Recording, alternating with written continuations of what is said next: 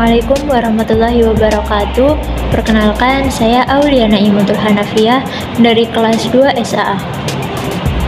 Di sini saya akan menyampaikan perbedaan media konvensional dan media digital.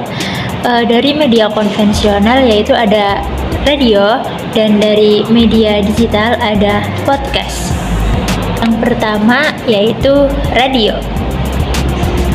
Radio ialah media massa yang digunakan untuk menyampaikan suatu berita atau pesan melalui suara ke banyak orang.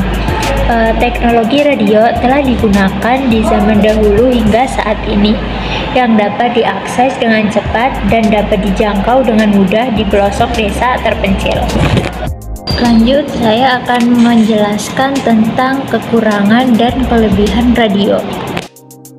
Yang pertama yaitu tidak membutuhkan banyak biaya dan sederhana. Pelayanan radio cukup sederhana dan tersedia di banyak toko elektronik dengan harga yang relatif murah.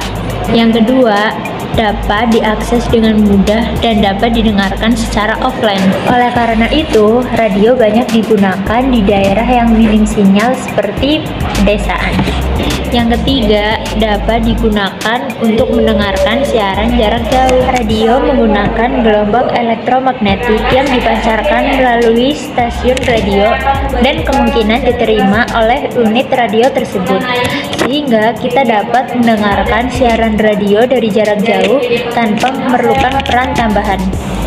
Yang keempat, dapat digunakan untuk menargetkan pendengar di wilayah tertentu. Hal ini dapat digunakan bagi para penyiar dalam menyampaikan pesan atau sesuatu yang difokuskan pada objek yang spesifik. Selanjutnya ada kekurangan radio. Yang pertama, tidak ada gambar visual dan hanya berbentuk suara. Yang kedua, siaran tidak dapat ditarik ulang. Maka dari itu, seorang penyiar harus berhati-hati dan bertanggung jawab saat ia hendak menyampaikan sesuatu. Karena sekali menyiarkan radio langsung dapat didengarkan oleh orang banyak. Yang ketiga, terkesan jadul dan kurang diminati oleh kalangan anak muda. Saat ini, media massa, televisi, dan sosial media lebih diminati oleh kalangan anak muda.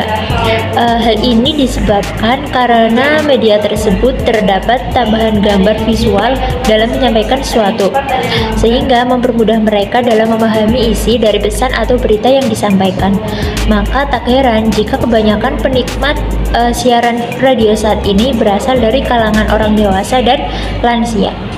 Selanjutnya ada siaran-siaran radio yang mungkin worth it untuk didengarkan. Yang pertama ada Prambors Radio, ada Hard Rock FM, dan Raden Mas FM. Yang selanjutnya yaitu podcast. Podcast adalah suatu bentuk rekaman audio yang dapat didengarkan oleh semua orang atau dipublikasikan. Sekilas mirip radio, namun yang diperdengarkan dalam radio adalah secara langsung, sedangkan apabila di dalam podcast itu bentuknya rekaman. Kelebihan yang pertama yaitu pengalaman belajar lebih personal, karena informasi akan disampaikan langsung kepada pendengar. Bagi beberapa orang yang pengalaman belajarnya menggunakan audio lebih dapat diterima dibandingkan dengan media buku, email, ataupun e-book. Yang ketiga, penggunaan yang nyaman dan mudah. Karena konten sudah ada, pendengar hanya tinggal mencari sesuai kebutuhan, kemudian didengarkan melalui gadget, atau jika ingin mendownloadnya juga bisa. Yang ketiga, hemat waktu. Waktu yang dibuang ketika akan mencari informasi atau pengetahuan dapat diminimalisir dengan mendengarkan podcast. Yang keempat yaitu fleksibel.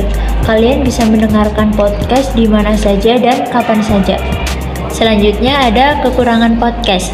Yang pertama yaitu membutuhkan waktu produksi yang lama, dari mencari pembicara, melakukan rekaman, sampai proses pengeditan sebelum akhirnya konten dapat diunggah.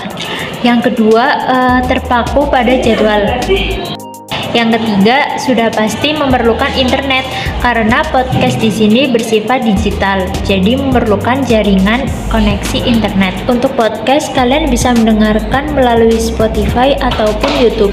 karena konten-konten YouTube sekarang kebanyakan berisi tentang podcast. Untuk di Spotify, kalian bisa mendengarkan podcast Rintik Sendu, Lentera Malam, dan 1% Podcast.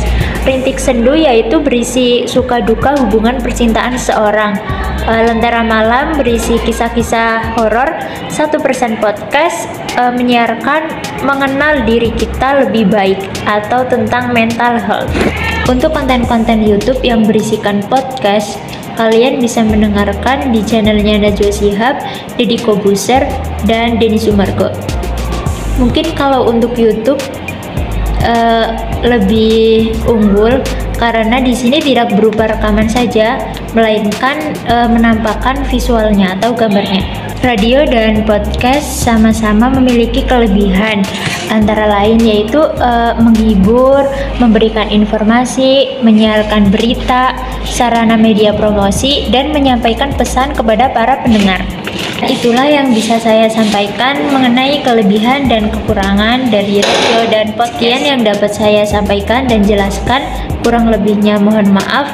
Wabillahi taufiq wal hidayah. Wassalamualaikum warahmatullahi wabarakatuh.